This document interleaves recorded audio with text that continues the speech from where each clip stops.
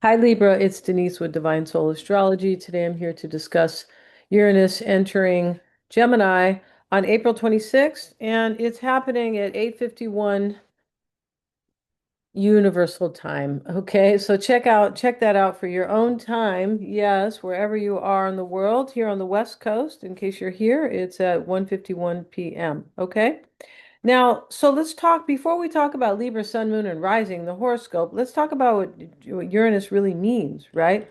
So, change is definitely in the air, Libra, during Uranus's stay in Gemini. It is another air sign, so you're likely to feel this. Everybody will really be feeling this, but it's going to be there until May of 2033, right? Which will include a brief stay in Cancer, and then Uranus will move back into Gemini to finish out its transit. Now, Uranus is a lightning bolt. It's electric, it's sudden change, it's innovation, liberation, and much more. Uranus will disrupt, liberate, and will leave us permanently changed.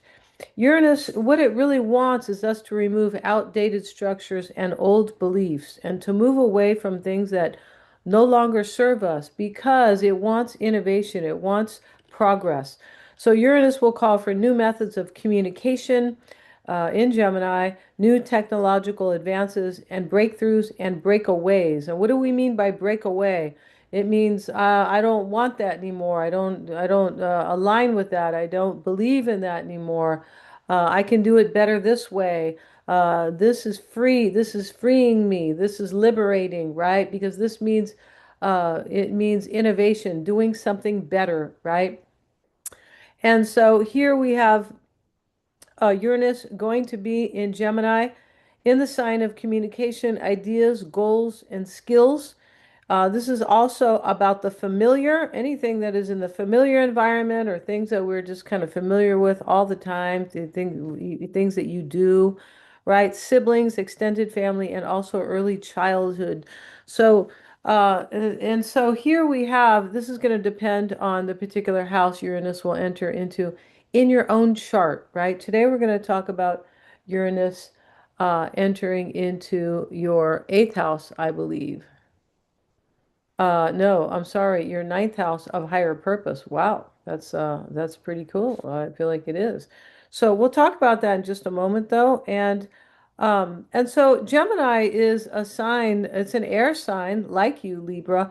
It's mutable and it's masculine. So what that means is it's changeable, it's adaptive, and it is also masculine. So when we have Uranus, which is, a lightning bolt, baby, electric, right?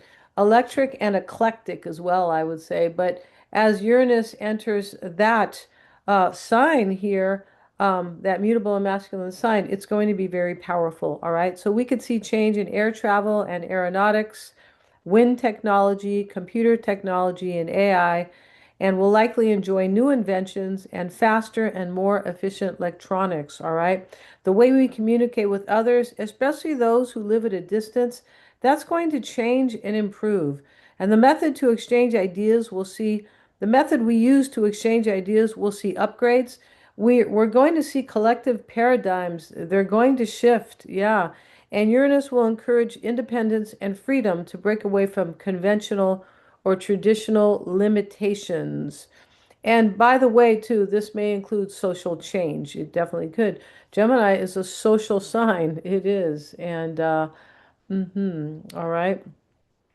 So the last time Uranus was in Gemini was in 1941 to 1949, and Uranus has a sudden and unexpected quality, Libra. So on December the 7th, 1941, Japan launched a surprise attack on Pearl Harbor in Hawaii here in the United States. So that was, a very Uranian thing, right? The Uranus was, transiting Gemini at the time. So this really makes us wonder what Uranus will be up to for all of us for the next 7 years. All right. So Uranus enters your house of purpose. Yes, your house of higher purpose, Libra. This is the house of expansion and growth. And let me get the little pen out here. Where's my little pen here? Okay. And yeah, it's right here. And so here you are. I just want to point that out here. And this is your first house, right? So this is your sign and your first house, and we see Uranus up here in your ninth house. All right. So Uranus coming into your ninth house of, you could really be kind of stepping into your own here. You could be saying, this is what I want for myself. This is, your higher purpose can be, this is the mark I want to leave when I leave this earth. It can be also your career, your higher purpose, the work that you really want to do that fills you, that brings purpose, right? And this is also about expansion and growth. This is the house of adventure, or, kind of being adventurous, and also long distance travel and wisdom, the house of wisdom. So maybe you're going to be traveling a lot during the next 7 years. That could be the case there. But in terms of, the other travel, which is metaphorical, or, mental travel, we could say that you will likely be growing a lot, all right? Growing and expanding, and moving into your purpose. Now, this Uranus is ruled by Mercury, right? We see Mercury over here in Aries, and Mercury also rules your 12th house of endings. So whatever is happening to you with Uranus's transit or Uranus's stay in Gemini, it is associated with endings over here, some type of release here.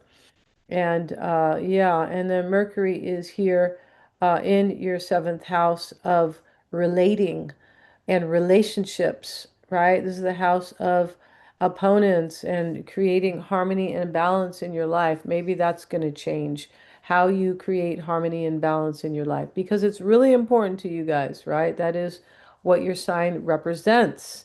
In fact, this is, yeah. And so Libras are always looking. That's why they make great mediators, counselors. They're trying to bring balance, judges sometimes.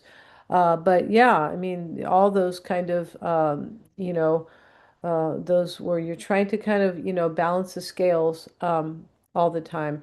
So, or that is part of your general nature. Yeah, your primary motivation, I would say. Um, and so Venus, let's talk about Venus though. Venus is conjoined Libra with Uranus. Here, this is your leader, your ruling planet, right?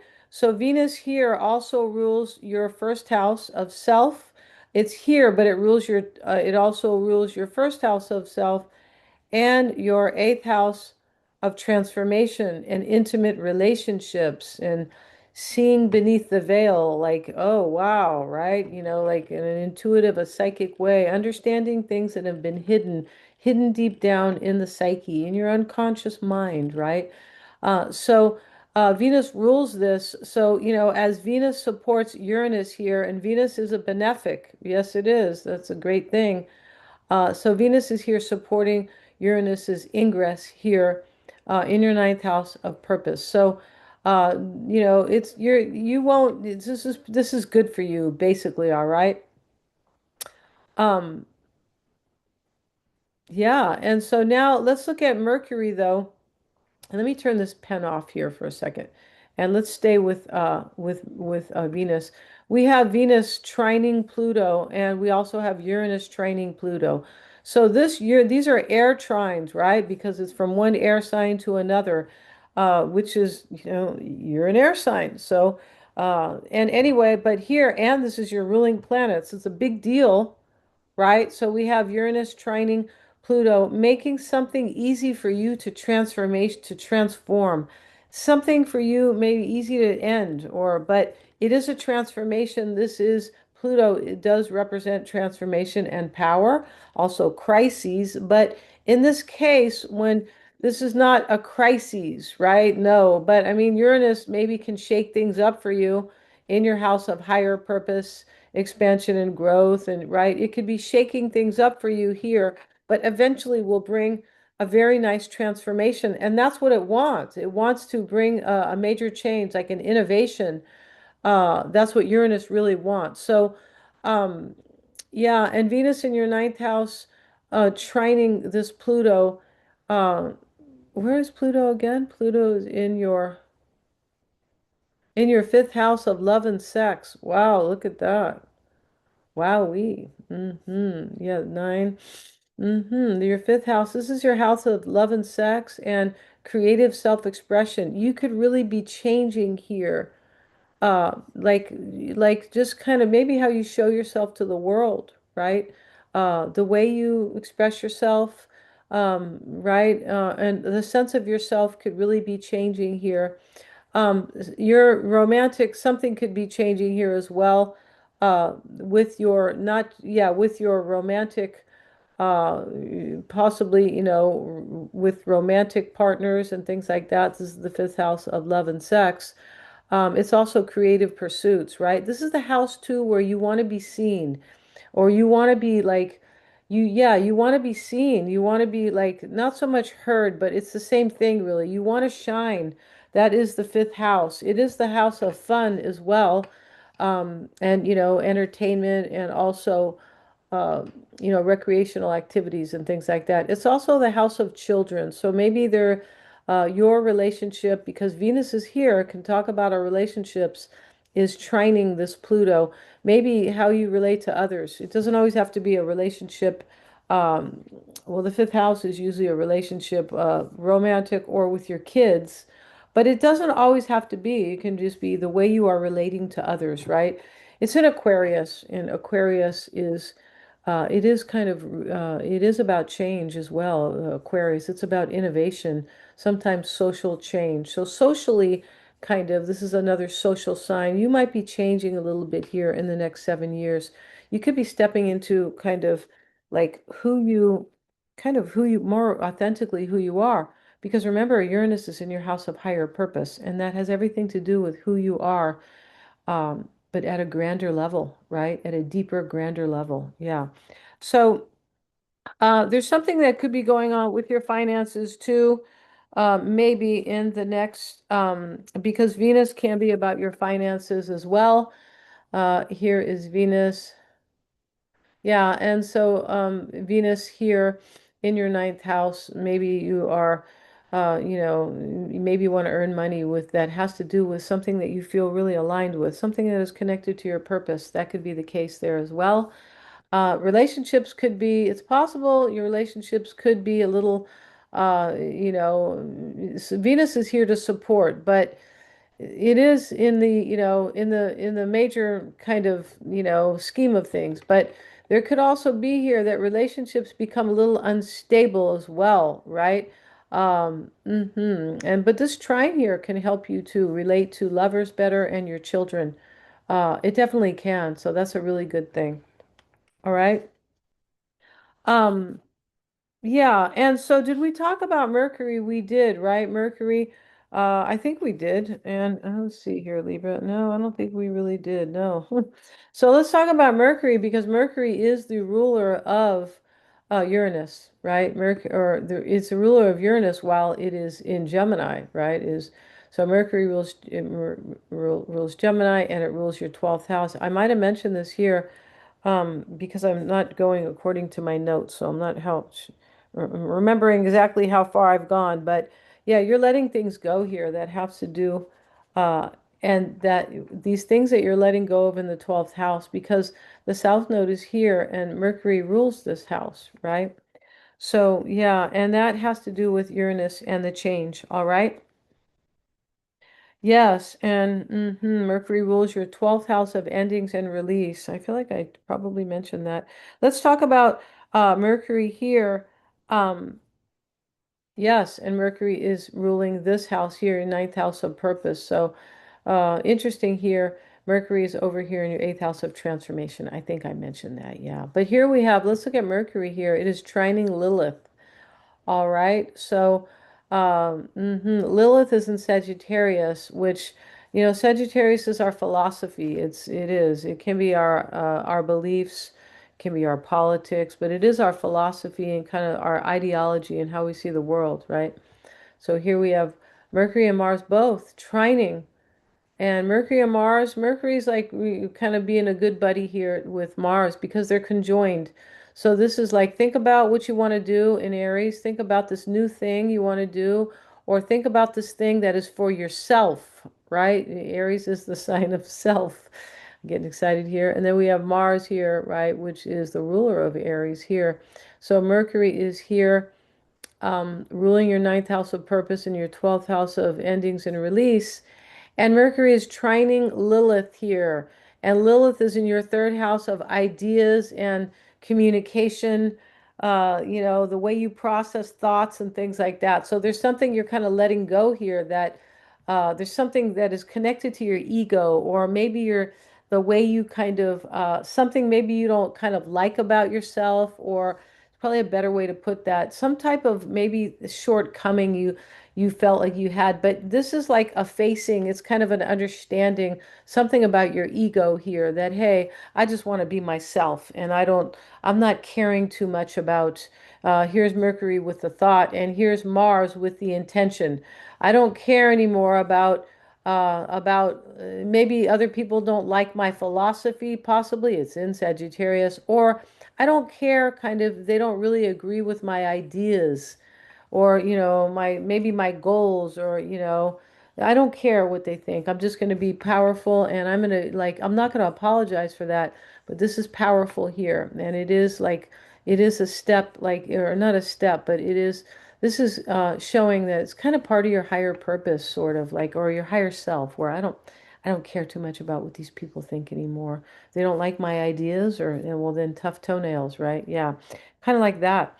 All right, so we also had we talked about a little bit about, we did talk about the trine from Uranus to Pluto. Uranus also sextiles um, Neptune here, and Neptune is in your seventh house of relationships. So Neptune is supporting you here. Uranus is, it's also possible here that maybe you are too compassionate, possibly in relationships. And Uranus is, there's like an opportunity that you have to engage in, or you have to kind of allow here, and where you're like, well, I'm just going to be myself. Uranus is associated with being your authentic self. You're free and you're independent and you don't care. You're like the rebel. So here's Uranus, kind of sextiling Neptune, saying in your house of relationships, from your house of wisdom and higher purpose, saying, hey, I don't need to be like overly compassionate here. I can trust in my dreams and my visions, but I don't really need to be or overly sensitive. And sometimes Neptune in the seventh house can be like where, you let other people kind of um, like kind of take control, or it's a place of, you could be uncertain here too. And with this, you're like, you just kind of, you're less uncertain. You're like, I'm just going to be who I am. Very authentic. Yes, that's what you're doing there with that sextile to Neptune. This could be about a particular relationship. It's in your seventh house of relationships and relating, but this could be how you want to come across now in general in your relationships, and how you relate to others. It could be a specific person here as well, right? I'm not seeing your chart right now, so your own natal chart, right? Okay, so um yes, and so yeah, we talked about the trine with Lilith here. We did. Mm-hmm. Yeah, you're likely speaking up for yourself. When I was talking about the Lilith trine from Mercury, yeah, you're being heard. You're like, I don't care if you don't like my voice, or you like what I have to say. I'm just going to be powerful with it, and if you don't like it, well, tough toenails. As I said, but it could be that people are now listening to you more as well, right? Listening to what you have to say, and and applying meaning to it, basically, right? Yeah. So it's looking really good for you, Libra. And thank you so much for joining me here today. Please like, share, and subscribe. Hit the little bell, and you will get notified of my next upload. If you want a reading with me, I have all kinds of great readings.